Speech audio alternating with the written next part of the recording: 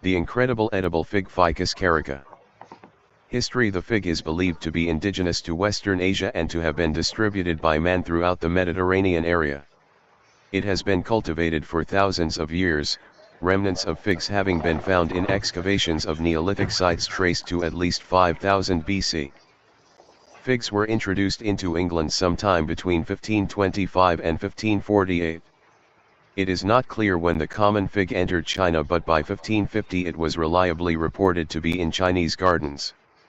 European types were taken to China, Japan, India, South Africa, and Australia. The first figs in the New World were planted in Mexico in 1560. The fig reached Virginia in 1669. Figs were introduced into California when the San Diego Mission was established in 1769. Later, many special varieties were received from Europe and the eastern United States. The fig Ficus carica. The fig is a picturesque deciduous tree, typically to a height of 10 to 30 feet and spreading wider than they are tall. Fig trees often grow as a multiple-branched shrub. Fig wood is weak and decays rapidly. The twigs are pithy rather than woody. The succulent trunk and branches are unusually sensitive to heat and sun damage, and should be whitewashed if particularly exposed. Roots are invasive and greedy, traveling far beyond the tree canopy. The sap contains copious milky latex that is irritating to human skin. Fig trees thrive on a wide range of soils from light sand to heavy clay. Regular fertilizing is necessary only on sands and on potted trees. Excess nitrogen encourages rank growth. Fully dormant trees are hardy to 12 degrees, 15 degrees Fahrenheit, but plants in active growth can be damaged at 30 degrees Fahrenheit. Chilling requirements for the fig are less than 300 hours. The fig grows best and produces the best quality fruit in Mediterranean and drier warm-temperate climates. Rains during fruit development and ripening can cause the fruits to split. In coastal climates, grow in the warmest location, against a sunny wall or in a heat trap. The skin of the fig fruit is thin and tender, the fleshy wall is whitish, pale yellow, or amber, or more or less pink, rose, red or purple, juicy and sweet when ripe, gummy with latex when unripe. Seeds may be large, medium, small, or minute and range in number from 30 to 1,600 per fruit. The edible seeds are generally hollow, unless pollinated. Pollinated seeds provide the characteristic nutty taste of dried figs. The fig synconium. The syconium is what most people associate with the tasty fruit of a fig, but technically it is not a true fruit. It is a complex inflorescence, flower cluster, consisting of a hollow, fleshy, flask-shaped modified stem lined on the inside with numerous tiny unisexual flowers. Ficus carica has two sexual forms, the male caprifig and the female tree which produces the edible fig. The caprifig is monoecious, i.e. with separate male, staminate, flowers and separate female short style, pistillate, flowers. It is functionally male because it produces pollen. Edible figs contain only long style female flowers. Since functional male trees are hermaphroditic, Ficus carica is usually considered gynodioecious rather than dioecious. Breba crop versus main crop. Synconia brebas are the first figs of the season, setting on wood from the previous year. These typically mature in June in California. Brebas tend to be larger than main crop figs, are relatively scarce on the market, and tend to get a high price as fresh fruit. The main crop is produced on the current season's wood, maturing fruit from August through November or even later in a warm year. Maturity in main crop fig fruits on a single tree is sequential, beginning with development of basal fruits and progressing toward the most distal fruits. Horticultural categories or fig types. Cultivars of Ficus carica are classified into 4 categories or types based on sex and the need to be pollinated or coprified in order to set a crop. These are: 1. Caprifig type, has male and female flowers enclosed in the synconium and is generally considered the male fig. All coprifigs are placed in this class without regard to whether the synconia persist or not. 2. Smyrna type, has only female flowers and needs cross-pollination by coprifigs in order to develop normally. This crop sets virtually no breva crop. 3 San Pedro type, has only female flowers. Its breva crop needs no pollination to produce fruit like the common fig. Its second crop is commonly dependent on pollination. 4 Common type, the flowers are all female and need no pollination to produce fruit, parthenocarpic fruit set. Some cultivars in this class set no breva crop, some set a moderate crop and some set a good breva crop. Caprifig type. Capri figs are native to Asia Minor and are grown in California for pollination, caprification, of Smyrna type figs. Capri figs were imported to California from Algiers in 1899. Capri figs are naturalized in moist riverbeds and creeks of Southern California. They occasionally appear as seedling volunteers in urbanized areas, probably dispersed by birds. The most common cultivars of Capri figs grown in California are Brawley, Krawazik, Roding #3, and Stanford. Several cultivated varieties of Capri figs are sweet and palatable, including the Cordelia, Brawley, Enderod, and Saleub. The synconium of the caprifig. The caprifig normally produces a small non-edible fruit, however, the flowers inside the caprifig fruit produce pollen. This pollen is essential for fertilizing fruit of the Smyrna and San Pedro types of fig. Synconium of the caprifig, male tree. Functional male Capri figs of Ficus carica produce 3 crops of Syconia per year, the summer Profici, fall Mammoni, and overwintering Mammoth that mature the following spring. Only the Profici crop produces pollen. The Profici Syconia contain clusters of pollen-bearing male flowers in the osteola region and wasps that develop from eggs laid inside the ovaries of the short-style female flowers. Wasp eggs are not laid in long-style flowers. Fig pollen is transferred from male flowers, stamens, on the Profici crop of Capri figs to female flowers, pistils, on the Smyrna type figs and the second crop of figs on San Pedro type figs by an insect called a fig wasp, Blastophaga. Male flowers, female flowers, Profici synconia. The story of the fig wasp, Blastophaga. Entomologists have learned that fig wasps overwinter as larvae in the pistils, as galls, of the fruit from the winter, mammy, crop of Capri figs.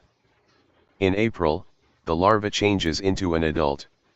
A male emerges from the pistil and promptly impregnates a female, while she is still in her pistil. Soon after, the wingless male dies. The winged, gravid females emerge and leave the mammy fig through the ostiole. Female male.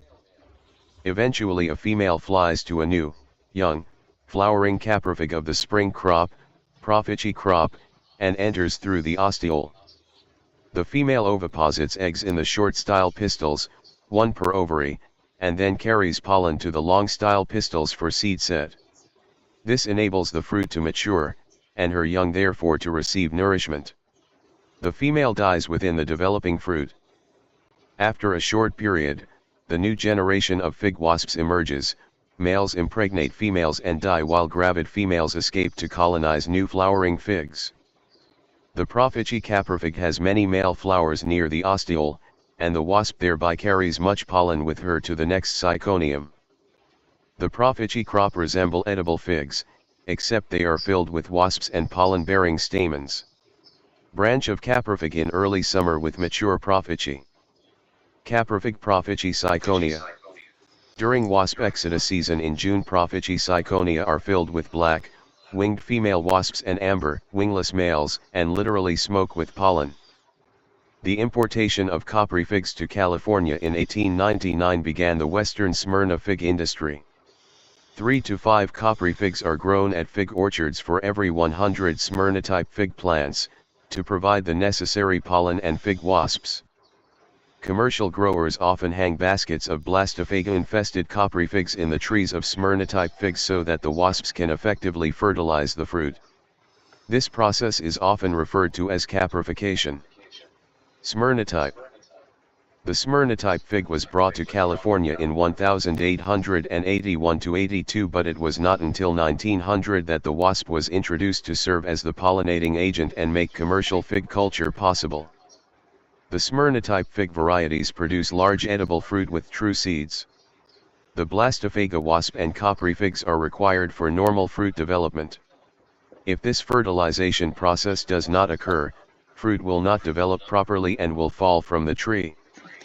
Only one cultivar Sari Lop, Calimyrna, is cultivated extensively in California. Other cultivars include Marabout and Ziti. Calimyrna is the commercial variety used to make fig Newtons.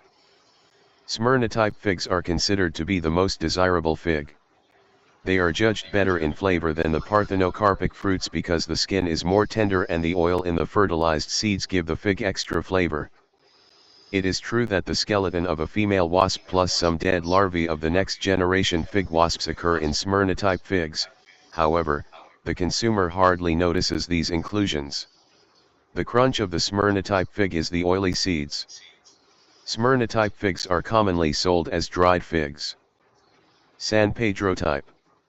These figs can bear 2 crops of fruit in one season, one crop on last season's growth and a second crop on current growth. The first crop, called the Breva crop, is parthenocarpic and does not require pollination. The Breva crop produces early in the spring. San Pedro type cultivars are characterized by producing a good, persistent Breva crop. Fruit of the second crop is the Smyrna type and requires pollination from the caprifig. However, the second crop of the Smyrna type may fail to set because of lack of pollination from Blastophaga and caprifig. This second crop fruit drop often discourages homeowners. The most important San Pedro type cultivars in California include King, Lampira, and San Pedro. Some San Pedro type figs such as King tend to retain most of their second crop without caprification. Without caprification, figs are light in weight, hollow in the center, with pulp that is seedless, gelatinous, and somewhat insipid in taste. When caprified, the fruit increase in size and weight, the flesh becomes fleshy, juicy, rich in flavor and strawberry red in color. Common type these figs develop parthenocarpically without pollination and are by far the most prevalent fig grown. The fruit does not have true seeds. The fruit is primarily produced on current season wood, main crop, however some varieties may produce a Breva crop. At maturity the interior of the common type fig contains only the remains of the flower structures, including the small gritty structures commonly called seeds. These so-called seeds usually are nothing more than unfertilized ovaries that failed to develop. They impart the resin-like flavor associated with figs. Over 160 cultivars of common figs are in the University of California at Davis's Germplasm collection. Some of my favorite varieties: Celestial Sin, Celeste description, purplish brown skin, pink flesh. Widely adapted. 2 crops per year, early summer and late summer to early fall. Very sweet. Canadria Sin, Adriatic hybrid description, a medium to large yellow-green fig with light strawberry pulp and rich flavor. Best fig for drying. Excel Sin, Cadota hybrid description, a medium-sized yellow fig with amber pulp. Well adapted in California. Superb flavor. Flanders Sin, Verdun hybrid description, a greenish-yellow, medium fig with violet stripes and amber pulp. Fine flavor. Good on the West Coast. Italian Everbearing description, large, reddish-brown skin. Flesh pink to dark red, sweet. Similar to brown turkey. Bears 2 crops through summer into fall. Prolific bearer. Osborne Sin, Neverala description, large fruit. Produces both first and second crop figs. Purplish bronze skin. Amber flesh, sweet flavor. Coastal areas only, avoid extreme heat. Bears well in Southern California. Panache Sin, Panache, tiger description, a chimera which produces green fruit with yellow stripes and strawberry pulp. Can produce excellent, fresh fruit but needs sufficient heat to ripen. Pascal Sin, Natalino, Vernino description, a small purple fig with strawberry pulp distinguished by its late ripening, often in December or January. Fruit is sweet and rich. Peter's Honey Sin, Italian honey description, a medium, very sweet, lemon yellow fig. Good tree for growing in a pot. Good breba crop. Often produces a drop of nectar at the ostiole that closes the eye. Tina sin, Tina, team description: a medium to large greenish yellow fig with light strawberry pulp. Widely adapted, but likes hot, dry weather. Very sweet. The fig ostiole, I. The ostiole is the opening at the apex of the fig through which female fig wasp enter the fig to pollinate the flowers and to lay their eggs. Fresh figs for the consumer market usually centers on parthenocarpic cultivars. These varieties do not need pollination to produce fruit. The ostiole of fresh figs can be open or closed, depending on variety. Those fruit with closed ostiole have less problems with insect pests or diseases affecting the fruit. Some figs produce a drop of nectar at the ostiole that effectively blocks the opening to the eye. Fruit ripening: many signs indicate that a fig is ripening. Getting to know your variety is critical, because each variety has different characteristics and, more important, progresses through the ripening process at a different rate.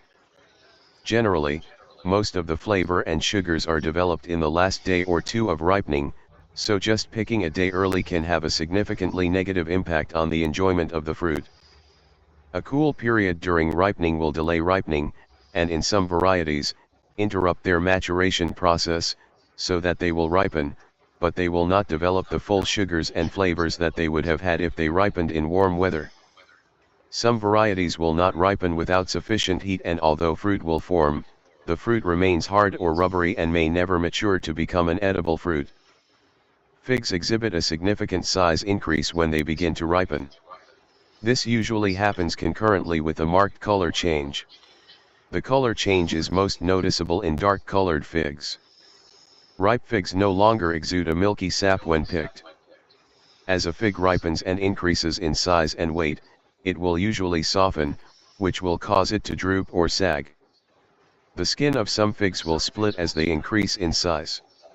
Some varieties when ripe will exude a drop of honey-like nectar from the eye.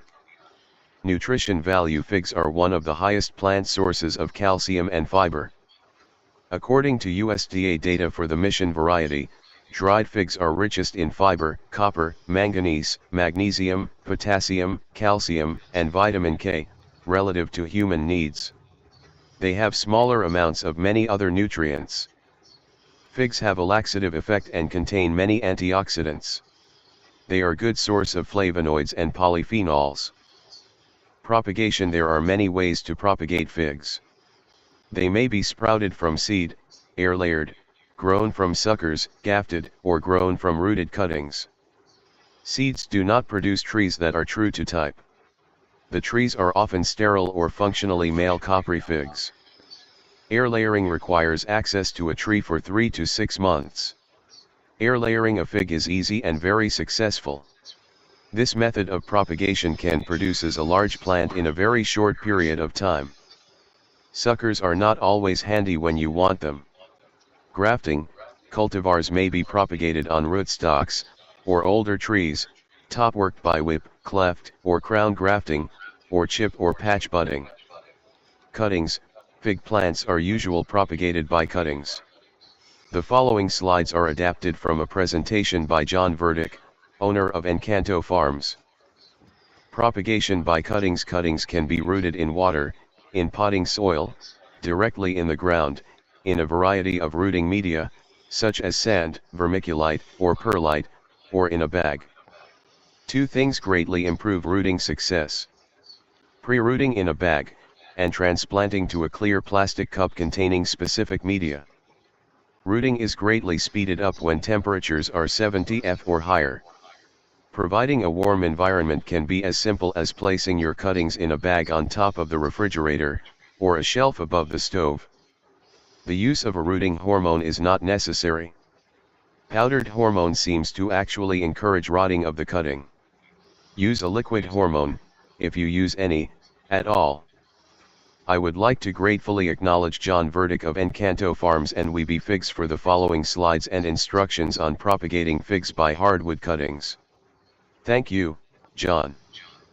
Rooting success is almost entirely dependent on controlling moisture, both in the potting media and in the atmosphere around your cuttings.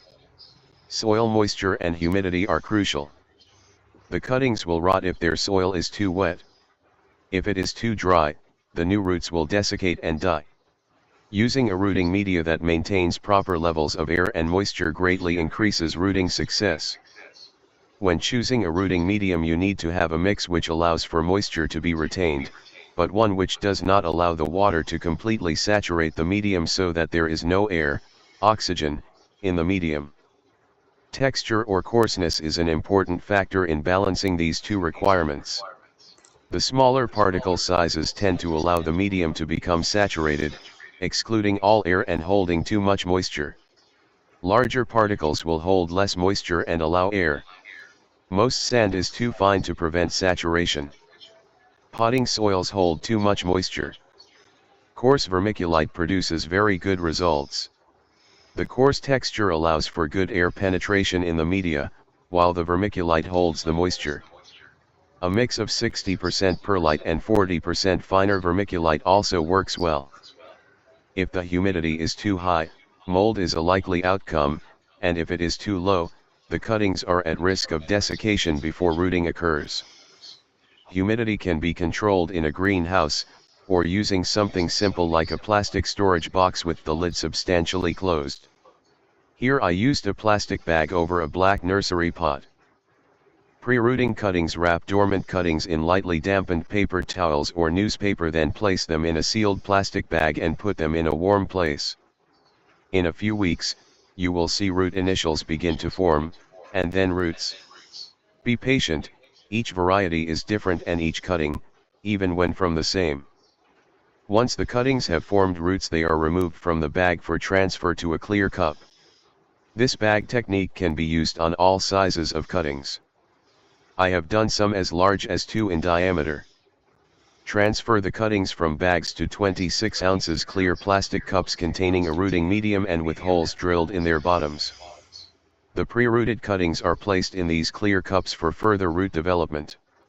Remember that deeper cups are better than short, squat cups. The pre-rooted cuttings in clear plastic cups are placed on wire racks, in plastic storage boxes.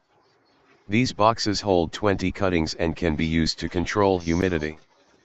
The screen racks are used to keep the cups above the water that collects at the bottom of the storage box. If the cups sit in water, the rooting media wicks up the water, rotting the cuttings. But the water underneath the screen provides humidity to maintain moisture in the cutting. Place the box of cuttings in an area that receives filtered sunlight. Too much sun can heat up the box and cook your cuttings. Open the lid of the box a little bit. This allows fresh air to enter, which is important in controlling mold. If the lids are wide open, you lose too much humidity. The water at the bottom of the crate, under the screen, replenishes the humidity lost by having the lids open. Eventually the cuttings will develop roots. Each cutting may develop at a different rate. An important principle to remember is that roots and leaves have no relationship to each other. Under identical conditions, some cuttings will grow roots, some will grow leaves, and some will grow both. You cannot presume root development from observing leaf development. This is why clear cups are beneficial. They allow me to actually see whether roots are developing. Here is a cutting that looked strong and healthy, but there was little root development. This is not a good candidate for transplanting and should be kept in a very high humidity environment. This cutting has very vigorous root development seen through the cup as well as good leaf development. It is now removed from the cup and ready for repotting into a 1-gallon pot. An advantage of vermiculite and perlite as a rooting medium is the ease of removing the rooted cutting for repotting. Mixes that contain organic materials tend to stick to the sides of the cups, which leads to root damage. If the roots stick to the sides of the cup, squeeze and flex the cup. The sides of the cup can bend at sharp angles, and the roots will not. The cup may crack, but even cracked cups can be reused because they don't need to hold water.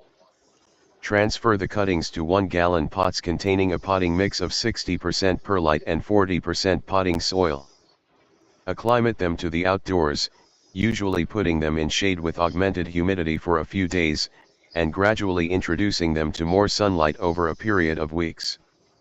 At this stage, potting mix moisture control is still critical. Too much moisture will still cause root rot and plant failure. When I see roots in the drain holes, I transfer the trees to 2-gallon pots while reversing the mix to 40% perlite and 60% potting soil. Pests and diseases. Pocket gophers. Fig tree roots are a favorite food of gophers, who can easily kill a large plant. One passive method of control is to plant the tree in a large aviary wire basket. The wire should have openings no larger than 1/2 and the top edge of the basket should extend at least 2-3 above the surface of the soil.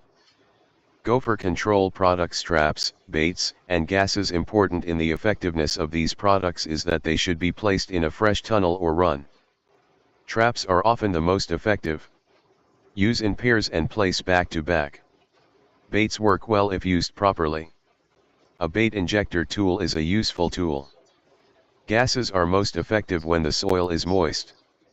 Gases are often the least effective of these options.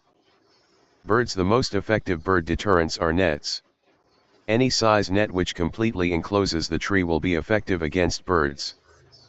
Birds should be discouraged from your fruit, but never harmed or killed. There are several products available to protect your crop from birds. Fig beetles. Fig beetles are a problem at least as serious as birds in San Diego. 1/2 bird mesh is too large to keep out fig beetles. I found that 1/4 mesh bird net from Bird B Gone was the perfect solution for both birds and fig beetles. Large grubs, larvae, are frequently found in compost piles and in soil that is rich in organic material. Traps hung in trees during the summer can help reduce fig beetle populations and can help to reduce damage to the fig crop. Metadulid and Carpophilus dried fruit beetles can enter ripening fruit through the eye and cause damage by introducing fungi and rots. They frequently breed in fallen citrus fruits. Keep a clean orchard by destroy fallen fruits and do not grow near citrus trees. Fig mosaic virus. Host specific, only affects figs. Formerly considered benign, probably causes crop reduction. Symptoms resemble potassium deficiency. Leaves may be smaller than normal and deformed. Premature defoliation and fruit drop often occur. Virus spread by cuttings and by areophyid mite. Black mission is the most seriously damaged cultivar. There are no cures for virus diseases. Root knot nematodes. Root knot nematodes are difficult to control and can be spread easily from garden to garden in soil, for example, on tools, boots, etc., and plant parts. Root knot nematodes survive from season to season primarily as an egg in the soil. After the eggs hatch, the second stage juveniles invade roots, usually at root tips, causing some of the root cells to enlarge where the nematodes feed and develop. Root knot nematodes usually cause distinctive swellings, called galls, on the roots of affected plants. The nematodes feed and develop within the galls, which may grow to as large as 1 inch in diameter on some plants but are usually much smaller. Root knot nematodes above ground. Symptoms of a root knot nematode infestation include wilting, loss of vigor, yellowing, and other symptoms similar to a lack of water or nutrients. Fewer and smaller leaves and fruits are produced, and plants heavily infested early in the season may die. Damage is most serious in warm, irrigated, sandy soils. Some control may be achieved by using fruit tree rootstocks that are resistant to nematode injury, increasing the organic material in the soil with the use of mulches or soil amendments, or by introducing beneficial Steinernema SF, nematodes. Pruning. Fig trees are productive with or without heavy pruning. To protect the bark of the tree from sunburn, trees are generally pruned into the modified central leader shape. The modified central leader shape keeps the tree smaller and makes it easier to harvest the fruit as well as to protect the fruit from birds and fig beetles. The size of the mature fig tree can easily be controlled by pruning without sacrificing the fruit. Fig trees can be kept as small as 6 feet in height. Fig trees can also be espaliered. If radical pruning is done, whitewash the entire tree. Modified central leader. The modified central leader pruning style keeps branches in the center of the tree. This protects the bark of the tree from sunburn. Each scaffold branch and its attached branches and limbs should occupy their own space in the tree. Branches should not cross, touch, rub or be excessively crowded. Adequate spacing should be maintained between branches to allow sufficient light and air to penetrate through the tree so that fruiting wood is produced and so that insect and disease problems are reduced. Figs may produce 2 crops of fruit per year. The breba crop, which is produced on the previous year's wood, and the main crop, which forms figs on the new growth that appears this season. Fig varieties differ in their ability to produce a breba crop. Common figs all produce a reliable main crop. Pruning must promote the correct fruiting wood for the desired crop. Breba crop, main crop. 4 fig varieties that produce a breba crop. Since the crop is born on previous year's wood, once the tree form is established, avoid heavy winter pruning, which causes loss of the following year's crop. It is better to prune immediately after the main crop is harvested. When winter pruning, use drop crotch pruning techniques to preserve last year's growth, which will produce the spring breba crop. Drop crotch pruning. Drop crotch pruning is to prune a branch by dropping back from the apical tip to a lower lateral branch. This lateral branch should be at least 1/3 the diameter of the branch which is being removed. A pruning cut is then made at the top of the collar of the lateral branch. 4 fig varieties that produce a main crop only. Since the crop is born current season's wood, severe winter pruning has less effect on the production of fruit. Heading cuts can significantly reduce the size of last year's growth. Heading a branch will result in the sprouting of all lower buds into branches and will necessitate the thinning of branches in subsequent years to prevent overcrowding. Topping or heading has many harmful effects on tree growth and tree health. The results include excessive, poorly attached branch growth, disease and decay, and sunburn among others, and never results in reducing the size of the tree long term. Drop crotch pruning can reduce the size of a tree without the harmful effects of topping. This results in a tree that is easier to maintain year to year. Drop crotch pruning results in less excessive growth, which means less pruning is required each year. Generally, these pruning cuts are removing smaller branches, therefore making smaller wounds. Fig tree prune to modified central leader, using drop crotch pruning techniques. Sources for fig trees. The following nurseries offer medium to large assortments of fig varieties. Listing is not an endorsement. Chestnut Hill Nursery, 15105 NW 94 Avenue, Alachua, Florida 32615. 800-669-2067. Free catalog. Durio Nursery, 5853 Highway 182, Opelousas, Louisiana 70570. Phone 337-948-3696. Fax 337-942-6404. Edible Landscaping, P.O. Box 77, Afton, Virginia 22920. 800-524-4156. URL www.eat-it.com. Illustrated catalog free. Encanto Farms, San Diego, CA 619-266-1770. URL www.encantofarms.com. Exotica, 2508 BE Vista Way, Vista, California 920-83619-724-9093. Fig Tree Nursery, P.O. Box 124, Gulf Hammock, Florida 32639. 352-486-2930. Catalog $1. Just Fruits, Route 2, Box 4818, Crawfordville, Florida 32327. 904-926-5644. Free catalog.